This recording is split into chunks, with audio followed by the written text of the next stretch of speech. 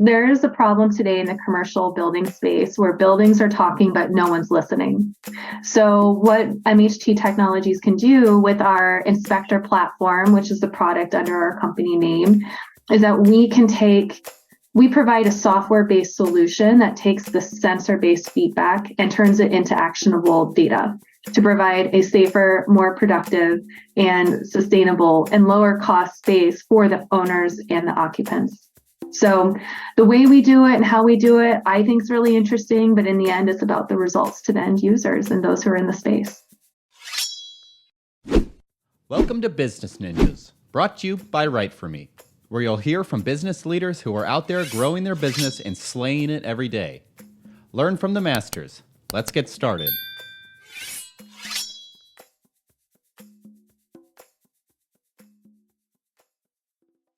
Hey everybody, this is Max Pittman from WriteForMe, and you're listening to another episode of the Business Ninjas podcast, where we meet the experts who are making things happen and scaling their businesses. And today we're talking about MHT Technologies with Miss Kim Johnson, who is the CMO at MHT Technologies. Kim, thank you so much for joining us today. Thank you for having me, Max.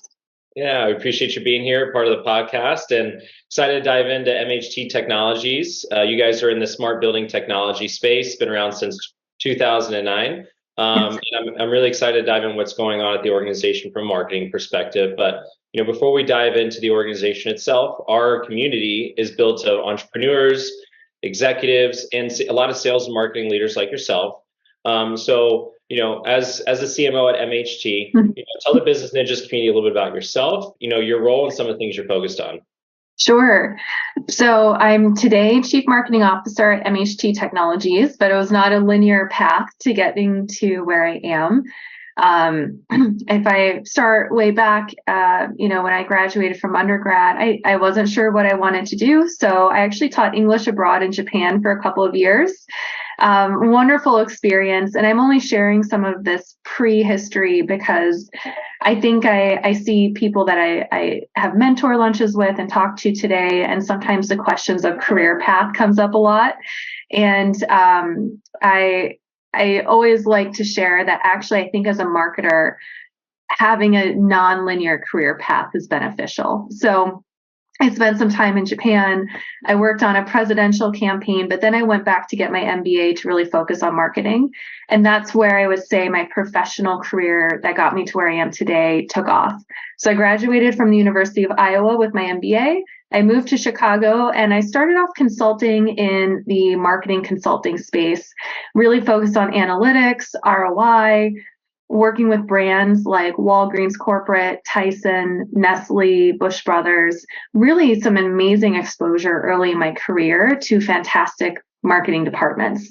So when you do consulting and you have a wide variety of clients and you can see what they do, you can see different styles of leadership, you can see different team structures, different strategies. And that was really beneficial to me. But I think the key was that during this whole time I was working in Chicago, I sort of had a night job. I had a good friend in my MBA program who connected me with somebody who was starting this startup company in the PoE-based smart building technology space. And at the time, I was focused primarily on lighting, and it was out of Des Moines, Iowa. So I was nights and sometimes weekends working as a consultant for them, really as their only marketer in-house, and doing it in this remote fashion, which was a little unusual then, but obviously not now. And as that role grew, because the company grew, I was prepared to quit. I couldn't lead a marketing department nights and weekends and I was growing my leadership in the company I was at with a team. And it was becoming too much. I was about ready to put it in to stay on my consulting path in Chicago. And they provided an offer and convinced me to take a chance. I do have family in the area, so that was part of the motivator. And that was back when you had to move for your job. So I moved. And then I spent more than 4 years building the marketing department from scratch at this company. And it was in the smart building technology space. So I saw the evolution from being just lighting to being lighting plus sensors, plus shades, plus all these other parts of a building that you don't think about in a commercial sense. So very much commercial focused. And that company went through some changes, and I was looking for a new opportunity. And this company now today, MHT Technologies, reached out.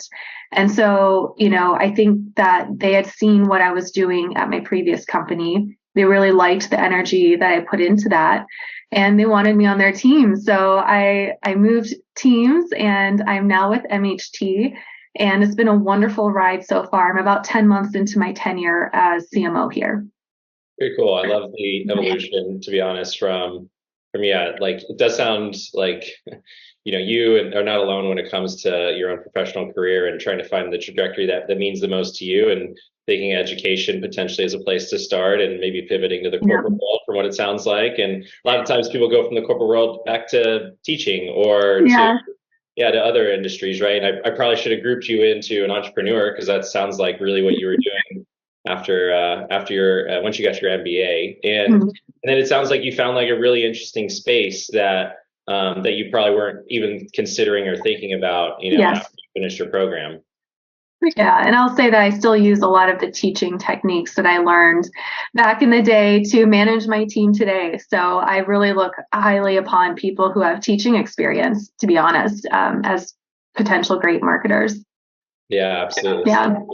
My wife's a teacher, and I tell her all the time, like she would be great in the business, in the corporate world.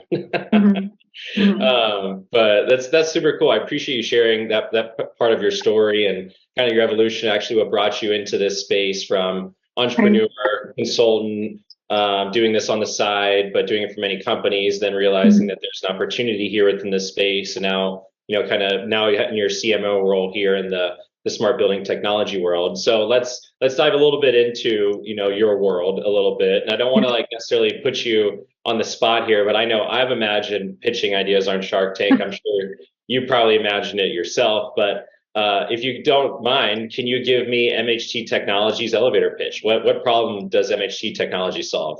Yeah, well, there is a problem today in the commercial building space where buildings are talking, but no one's listening.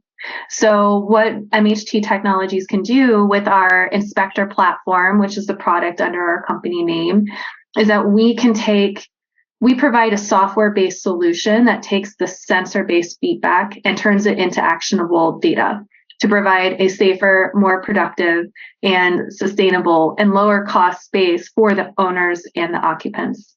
So the way we do it and how we do it, I think is really interesting, but in the end, it's about the results to the end users and those who are in the space.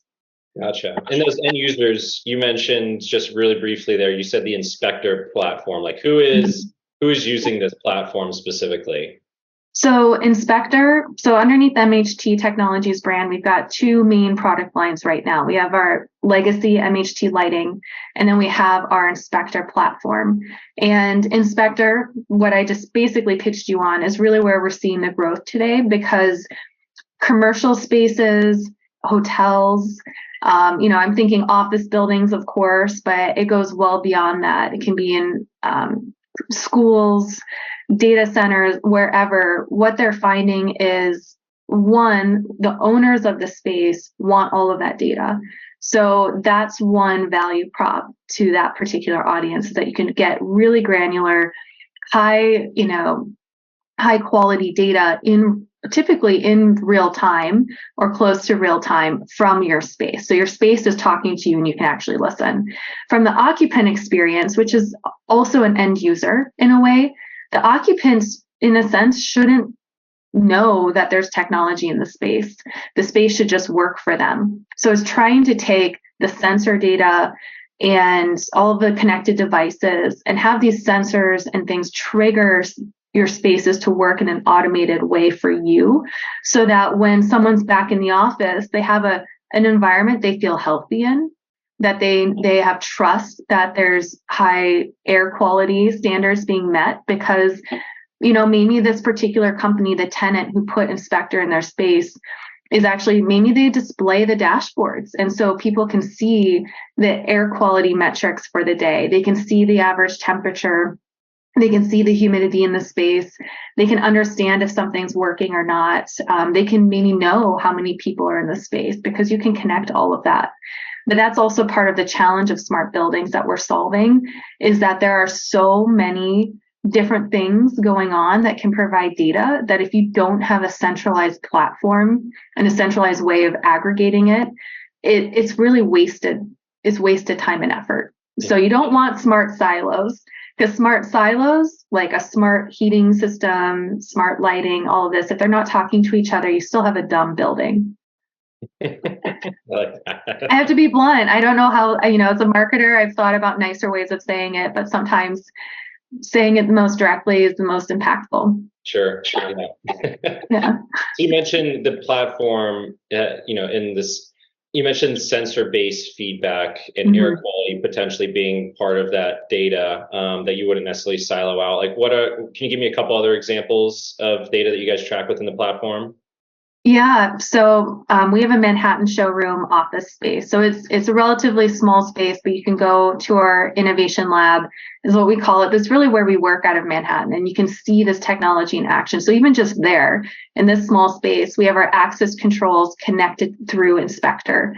So when I scan in and unlock the front door, my office lighting automatically turns on to my preference, but it doesn't affect anyone else's lighting, right? You don't want to accidentally create a blackout for someone else, so it just affects my space.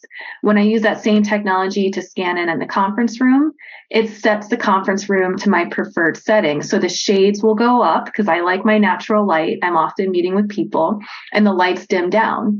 It's an energy saving play, and it allows for the natural light. We also have a presentation setting, so you just scan that.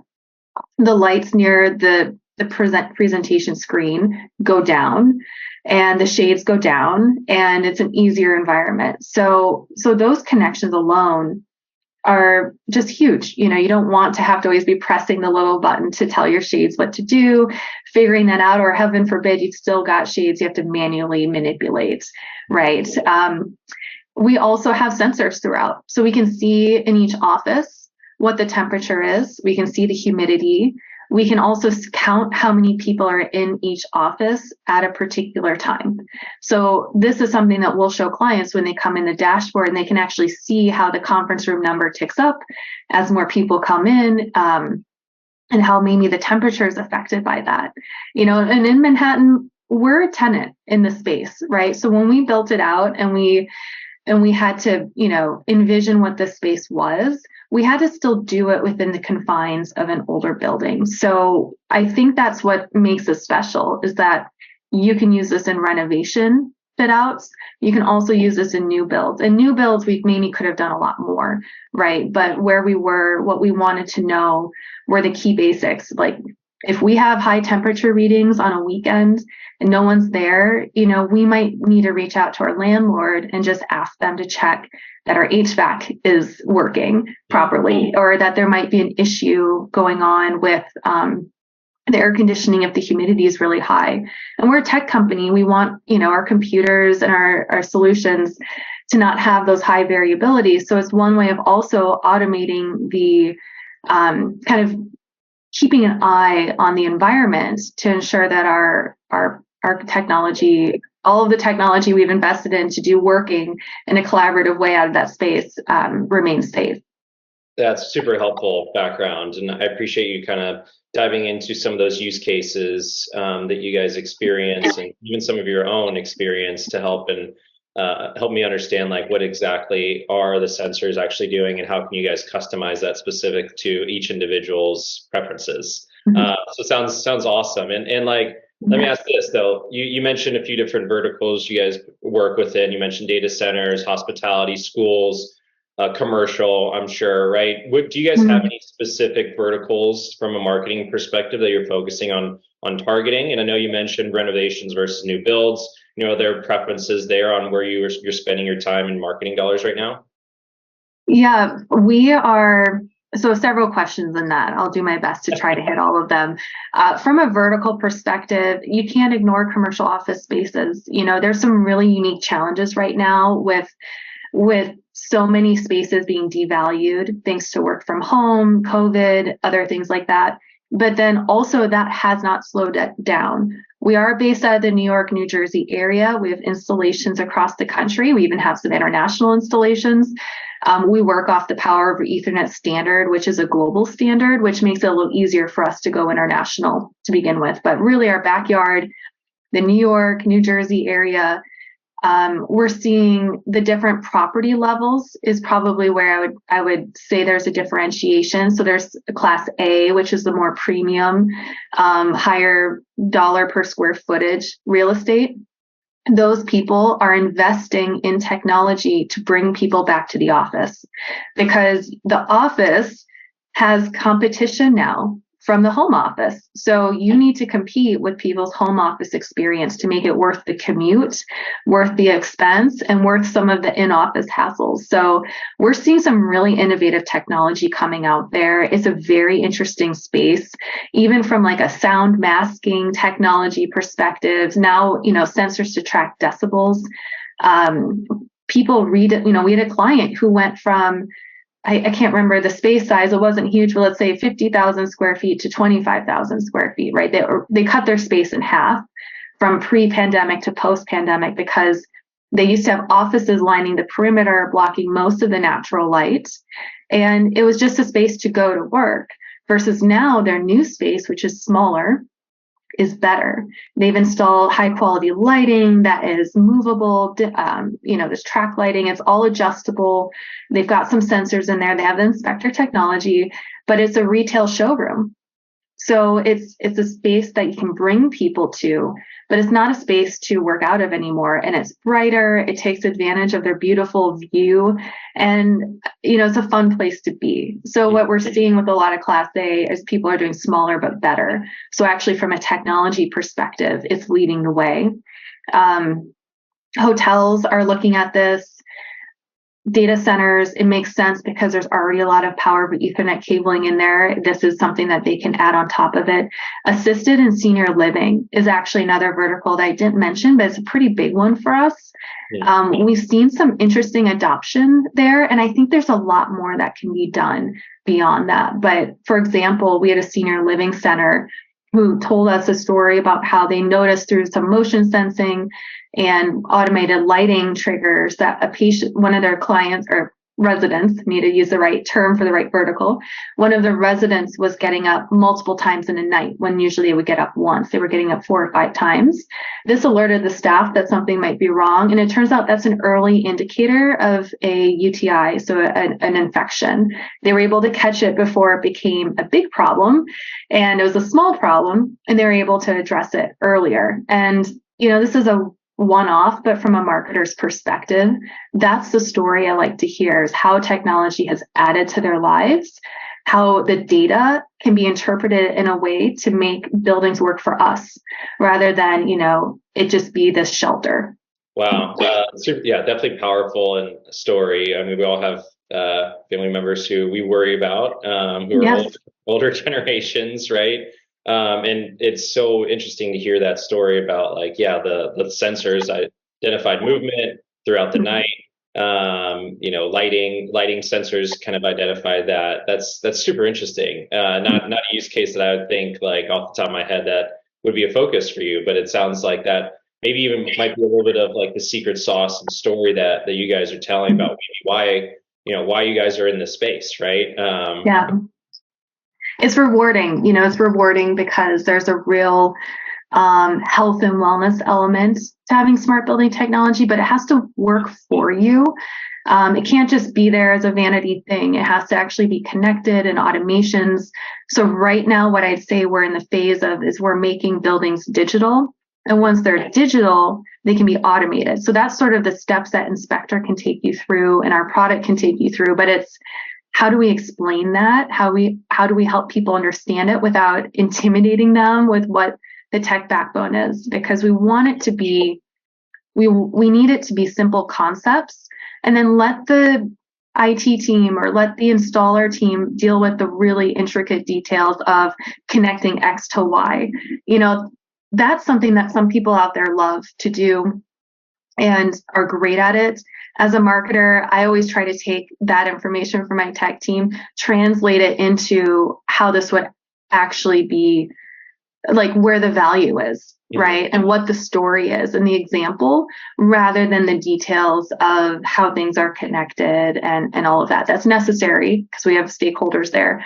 But for most people, they just need to understand that this will be a situation where technology will work with you, not against you.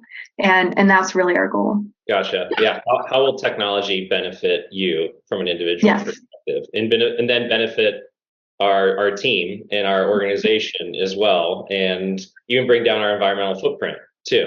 Yes. Yeah, there's a lot of ways to think about this. That's super interesting. I appreciate you letting me know kind of like some of those use cases and some of the background for the types of organizations you're working with and how you're working with them. Kind of pivoting to you and your role a little bit as CMO, right? What are some of the things that you think make your brand stand out against the competition in the space? Because I'm sure it's fairly crowded. Yeah, there's definitely some competitors here. I think if you don't have competition, I would be worried about the validity of your market. So as much as we want to win everything all the time, also having competitors out there helps develop the market. So I keep, and it's a small world, right? So I'm friendly with, I know everyone at these other companies in terms of at least, some of the leadership team. I work with them a lot on more neutral industry topics to try to push the industry forward together. But I do think that Inspector has some unique elements. I think the first thing is that we've got a great product vision. And I believe that I've been working with our CTO now for quite some time. And what's really interesting is even from the beginning, when I first started talking with this company, he shared the visions of using, human in the loop AI. So kind of the idea that trying to start to incorporate AI into our technology, but allowing there to always be that human touch to approve, disapprove, help refine the AI. And he's been doing this for a while. So he's been doing this before, ChatGPT made it the hot thing to talk about. So there's really some fundamentals that are in our platform that make it AI ready. And we have a beta sustainability dashboard that is designed to incorporate some AI. And so this is the exciting thing. I can't wait to really see installed and brought to the market, because we're seeing huge sustainability initiatives, not just from opt-in services like LEED and well building, which we can contribute to a lot, but also locally. Local Law 97 is a law in the New York City area that has some really strict reporting and data on sustainability. So what's interesting is it's so much of the compliance around that is around accurate data and reporting. And when we were talking earlier, right, buildings are talking, but no one's listening. Our goal is to help you listen.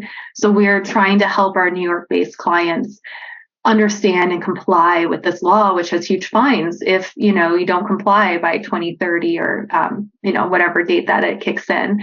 So we're really there and we're thinking ahead. I think our focus on sustainability and incorporating AI help us stand out. And then we have a really strong operational background. So our company started in lighting manufacturing. So we really understand lighting very well. So when it comes to lighting controls, we get it. We also understand manufacturing and operations. And I think that's what helped MHT really get through the pandemic successfully, with a little more control over the supply chain, more of an understanding of operational excellence. And we bring that operational excellence to our software platform. So we hold ourselves to the same standard in terms of ensuring quality control. And then for the hardware that we manufacture, because we do have some hardware with Inspector, it's our way of helping you actually take things and put them, on the internet. So it becomes an Internet of Things device. We have really excellent manufacturing quality and features and benefits to those hardware components. But that's going to start taking you down a pretty technical path. I could go that way, but I would just say that we've high standards, operational excellence, a long history of working in lighting. And then, of course, that sustainability and AI component is huge with our software. That's super helpful. Yes. Like to kind of kind of put a bow and ribbon on that, I mean, it sounds like you offer almost like a white glove, hands-on approach to, all the things that all these business owners or, commercial real estate people need to obviously understand about their buildings, but also, kind of on the back end, like there's a lot of technology effort and energy going into your platform as well to ensure that the fundamentals of the platform mirror like, where the industries are going. And the company you mentioned did start out as a lighting controls company, right? It didn't start out lighting fixtures, truly lighting fixtures, no controls at all. We supplied some of the earliest low voltage lighting controls software companies. So this company has been around longer than this PoE-based technology has been, but it was there in the early days, supplying fixtures to these companies. Then one of the main ones did go under, and that was just, a little hiccup there, but that's what inspired this company to say, well, why don't we create our own controls? And it started off again as mostly lighting controls, and then really realizing that you could expand beyond that really easily. Like it was just the logical next step to go to the whole smart building space. So I hope that helps. I wouldn't even say we started as a controls company. We really started with just fixture manufacturing, and the controls started to come first from exposure to partners who were doing some controls. And then when those partners dissolved early on, realizing that, hey, based on our experience and our knowledge and what we've seen, we can do this. And I think that confidence is kind of cool in a company that's been around a while, but to have a bit of more of an entrepreneurial experience. I mean, the sort of the personalities of our two products are very different. MHT Lighting, 14 years old, tried and true. We know what we do. They're not decorative lights. They are commercial lights. They can be mass produced, but they're going to be good and solid. Versus Inspector, which is the startup vibe within our company. So it's pretty fun, and it's an interesting challenge to balance as a marketer. For sure. Yeah. How are you educating, your market? I'm sure there's some people that still recognize you as a commercial lighting fixture manufacturing space, right? So how are you educating them in the new market? That is actually part of what drove our recent name change. So when I joined, I was doing my standard brand evaluation, talking to people, trying to understand what we've got, what our equity was in the market, where the real value was. And I quickly identified that there was a lot of market confusion around the company because our company name at the time was MHT Lighting. So then everyone assumes that you do lighting, right? And it's not a wrong assumption. There had been some attempts to just drop lighting and just call ourselves MHT, but then there'd be logos out there that still said MHT Lighting. But then when it came to our software, people would apply that to our software. They wouldn't just differentiate. They'd say, oh, you must only do lighting. And I bet you only do lighting with your fixtures. And that's not true. You can use any brand's fixtures with our technology. And we don't do just lighting, at least not anymore. And we haven't for a few years, right? For several years. So I luckily didn't have to work too hard to convince the leadership team and the board of directors that this name change was important. I think there had already been some conversations starting to happen regardless, but we got the confirmation that MHT Technologies was the name, that was a good name. Everyone liked it. It made sense because we kept a little bit of our brand equity with our partners who knew us as MHT already.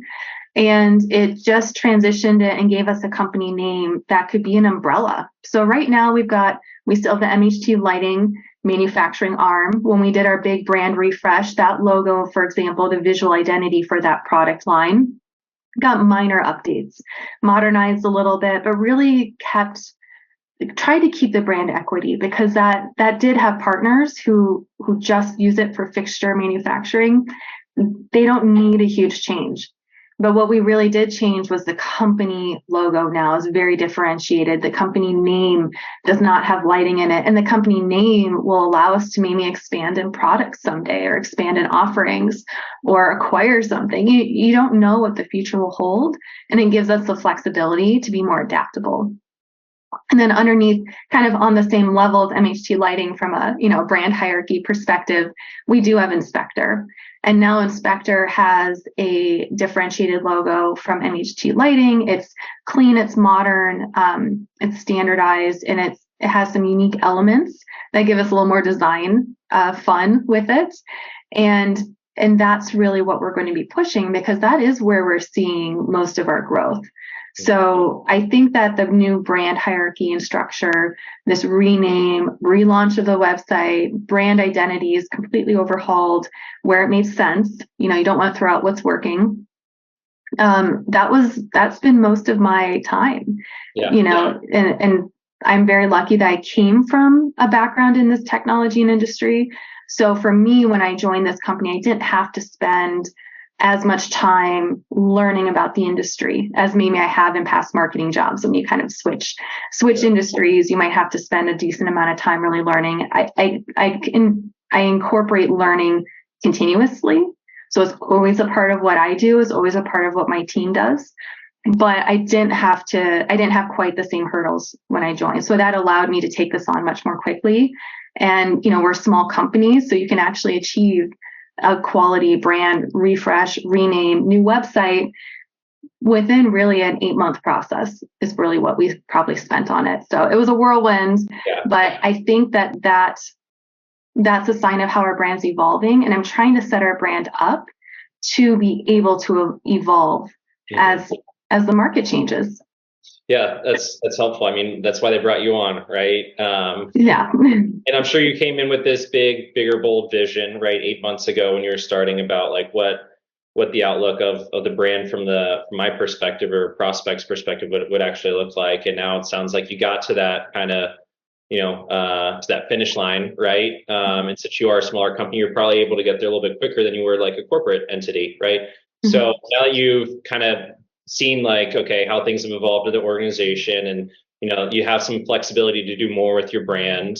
What's next? Like, what's the next thing that you're focused in on from a marketing perspective? Is it continuing to educate the space on what Inspector is? Exploring new markets. I think as a marketer, you always feel like you need to be doing everything, and I'm not immune to that at all. I think, because of my ROI and data background, I do have this vision now of really trying to, as we set up this new website and did things, we tried to lay the foundation to start capturing better data and to better evaluate what's working, what's not. I have a good sense because of my experience in the industry, but it's not infallible. And I want to be able to identify areas where we could be better. Our industry is very relationship driven. So things like in-person events and PR and the bigger branding element is actually a little more important than maybe it was, maybe some of the things that I had as clients in the past, where those levers, everyone knew who Tyson was. So you didn't necessarily need, there was stewardship there, but where I was working to move the levers were more tactical. I think with this role, I'm really making sure that I'm trying to stay strategically focused. I'm trying to implement techniques that'll help both short-term turnaround, but really lay the foundation for long-term growth. And I'm trying to set expectations with my team. That's sort of the tough thing too. I need my sales team to be successful this year, next quarter, all of that. But I really want them to see the growth in the next several years in a way that's more exponential.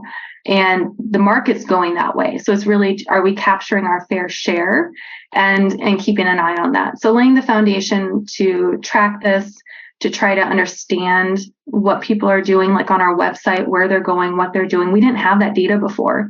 Nothing was really set up. So in some ways it feels like I'm starting from scratch because, this company had been so focused on the technology and the operations that the marketing component was not a focus.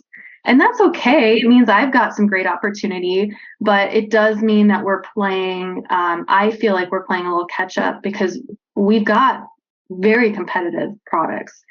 The market needs to know about it. So that's what, I'm coming in with. So yes, I want the data to be there. I want the lead gen. I want the demand gen.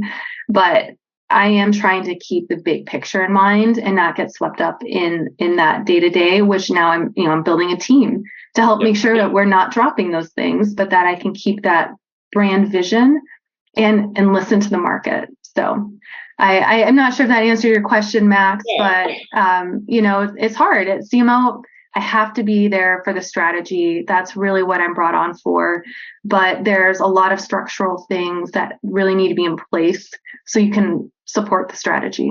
For sure. Yeah, building the team's important for sure. Sounds like still needing to continue to educate the market, but also there's a focus on helping sales as well, but maybe even defining potentially what some of those metrics are. And how sales and marketing are working with each other, so that way we can all kind of be held accountable with some of the other things that it sounds like you guys are focused on.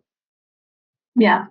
And then would you say, I heard you say earlier, like relationships are a big piece of potentially the selling, right? Where are you guys going to be, right?